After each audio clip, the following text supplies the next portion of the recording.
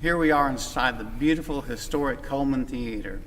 But before I tell you a little bit about it, I want to introduce you to Shannon Duhon. He's the executive director of the Coleman Theater. Shannon, how are you today? I'm great. So happy to have you here today. Well, we're glad to be here, and thank you for letting us do this. You're most welcome.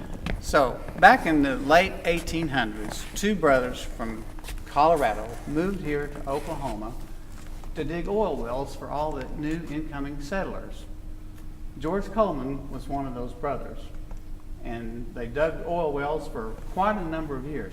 They dug water wells for quite a number of years. In about 1905, they didn't hit water. They found something else. We'll get to that in a minute. The brothers actually struck it rich. They made a fortune. And over the years, George got interested in motion pictures at the time, and he got interested in Hollywood. So he met a lot of the people of the day in Hollywood, and back in that day, they had what was called the vaudeville circus. They toured the eastern coast, which was New York City area, and they toured the Midwest, which was Chicago area. He wanted them to come to Miami to bring their vaudeville shows here. And they said, "You don't even have a theater." And George said, "If I build one, and I'll have it made ready in 1 year, and you all can come." And they did. So he started this theater in 1928, and in 1929, a year later, it was finished, and they had their first vaudeville show after it opened in April of 1929. By the way, I didn't tell you what he found when he was drilling and didn't find water, and it wasn't oil. It was zinc. They found the largest zinc deposit in the world right outside of Miami, Oklahoma here. That's where he made his fortune. The theater operated here for many, many years, and in the late 1980s, the family had turned it over to the city of Miami because they didn't want it anymore, and it had been in disrepair for quite a few years. In the early 1990s, they started a restoration project. I was here in the early 90s when that first started, and this theater was in shambles. The water damage was enormous. The plaster was falling off. The seats were out. It was just a total gut job. And the man was here doing the restoration didn't really know how to do it. He learned on the job of how to do things. He taught high school kids how to do it. Local people helped. It was a great community effort. Am I right on that? It was a total community effort. I mean, it really was. It was a team of volunteers who grew up here in this theater. All of their fond memories of their youth were spent here in this theater watching movies. And so it was only fitting that they be the ones to step forward and save it. And we're talking about volunteers on their hands and knees, scrubbing the floors, getting years of gum off the floor and gunk. They hauled 6 tons of trash out of this facility during the restoration process. And what you see today is the result of that love for this theater and the hard work and blood and sweat and tears that they put into saving this beautiful facility. Well, it sure shows. Many years after the restoration started and the family has been gone from Miami for many years, another family came in and bought their old mansion.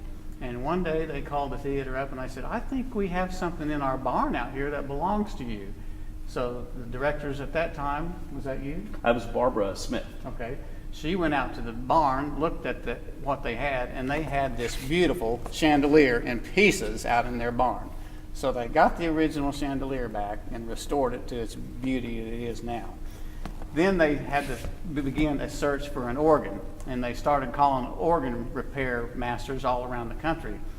They got a hold of a guy in Colorado one day that didn't have anything, and he led him to a guy in Texas. Said, "You need to call him." So they called him up and told him who they were, Miami with the theater, and the guy says, "I am sitting here right now looking at the original organ that came out of your theater." Man, what a surprise. So they negotiated with him. Tell that story. Well, what's interesting about that is the search for an organ really wasn't about trying to find the original Wurlitzer pipe organ for this theater. An expert who specializes in historic theaters and restoration of historic theaters told them that they were making some great progress, but the one thing they needed to do was give the theater its voice back. And by that, he meant this theater was built for a pipe organ. And he said, "You really need to get one back in here." And that's what started that search. A little bit of a different twist, though, is that it wasn't a guy in Colorado they called. It was a gentleman in Tulsa by the name of Phil Judkins is the one that they spoke with. And he's the one who led them to the gentleman in Texas who actually still had the original Wurlitzer pipe organ for the Coleman Theater. Something that everyone thought had been lost in time, didn't even know if it still existed, and they stumbled across it just trying to find another organ for this theater. Oh, that's awesome. The guy obviously did not want to sell it. He bought it for himself. They negotiated back and forth, and he finally agreed, if you'll put it in your theater, I'll sell it back to you for just what I paid for it.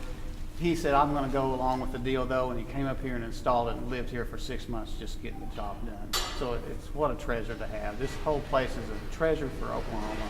It's worth a road trip someday. And just a side note on that organ store, Jim Peterson, the man in Texas who had the organ, you know, one of the conditions was he had to be the one to come and install it. But this community owes a great deal of gratitude and debt to Mr. Jim Peterson for not only saving that Wurlitzer pipe organ, but restoring it. And today it's worth more now, and it sounds better than it even did when it was originally installed. And that's all because of the care and love that Mr. Peterson had for that piece of equipment. Awesome. Well, Shannon, tell us just briefly about some of the events that you have here throughout the year. Well, this is our busy time. So we've got a lot of things coming up. Let's talk about November 8th. We've got two gentlemen who are going to come here and put on a special show called Elvis and Johnny. They're doing a salute, a tribute to Elvis Presley and Johnny Cash. We're very excited about that show, and so are the people in the area because we're selling quite a few tickets for that show. Then you jump forward, November 17th. We have the grandson of Conway Twitty and the granddaughter of Loretta Lynn are going to be here doing a tribute to their grandparents. Oh, wow. On November 17th. And then we get into December, and that's when things really take off here at the Coleman Theater. It's the holidays here at the Coleman. We kick things off with our great friends, Miami Little Theater is going to be putting on the play A Christmas Carol. That's the first weekend in December. Then you go to December 8th. Mr. Gene Watson, country legend Gene Watson, will be here in concert December 8th. Fast forward to December 14th, we're going to show the movie White Christmas. On the 15th, we're going to have a big band Christmas concert featuring the Tulsa Praise Orchestra. On the 16th, we're going to show, it's a tradition here, we do it every year, we're going to show the movie It's a Wonderful Life. And then you jump forward to December 22nd, which is the weekend before Christmas, and Grammy Award-winning artist Riders in the Sky will be here doing their Christmas show for the very first time here at the Coleman Theater. So we're very excited about that. We've got a lot of things going on in the holidays. Take a little bit of your time, stress-free environment, come down and just relax, have a great time in this wonderful historic facility. It's definitely worth the trip. I want to show you one more thing now. This is probably the most famous painting of Will Rogers. This is the only painting of Will Rogers that you'll find in the Smithsonian, and it was painted by famous Western artist Charles Banks Wilson.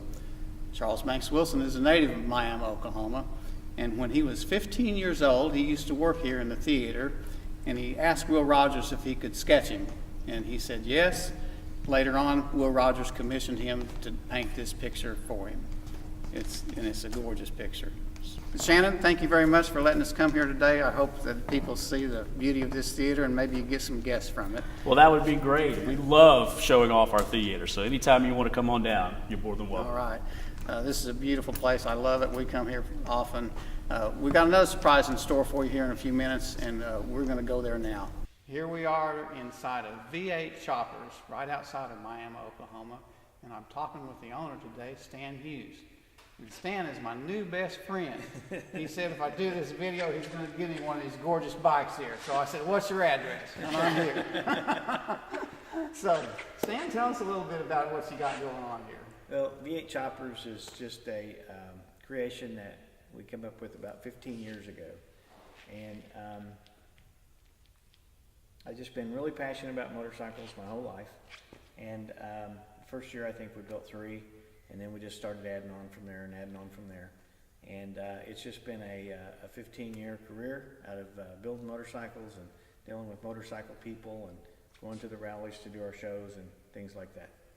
And today you have bikes literally all over the United States and around the world. I do. How cool is that? I do. It's very cool. Yeah. It's very cool. I'm very humbled, but it's a neat thing. Well, you build gorgeous bikes, and these things, 600 horsepower, they'll run up to 150 plus miles an hour. Not that you'd want to go that fast, but they're gorgeous bikes, and they're very loud. Yeah. So tell us a little bit about your background before you got started in building bikes. What did you do before you were a bike builder? Well, it'd be easier to tell you what I didn't do. I've never been a politician. Okay. No, I was, how far back do you want to go? Let's talk about your career that follows Starting mine. at the milk route? No, starting about the home building. Oh, gotcha. Okay. Yeah. Right before I got into building bikes, I was building homes. And I did spec homes, and then I did some custom homes for people. And my dad was a home builder, and I learned the skills from him. And so I've done the things like poured the concrete, framed the walls, and put the roofs on and did all the physical stuff. And then I learned how to be a general contractor and to build a home from other people's hands. Well, that's very cool, and I think you probably learned a little bit about customer service in home building too, didn't you? Yeah, what you don't see when you're building a house, the customer will show you. Absolutely. And you got some of the same things to Same deal thing. with these clients. Same thing with motorcycles. You know, we've never built a perfect one yet. We try, but as hard as we try, it's the same with a home. Every home you start, when you first start, you don't make the same mistakes you did on the last one. You work your mistakes out of it, but you still never end up with a perfect product, ever. You just have to try. That's true. And you also did development, right? We did. And you still live in that development? I actually sold out about 4 years ago and moved back onto my property next to the development, but it's not in the development anymore. Well, that's really interesting. We've got a guy here that just was in home building just like us, and decided to give that up and go into motorcycle building. So there's always something else if you ever decide to give up home building.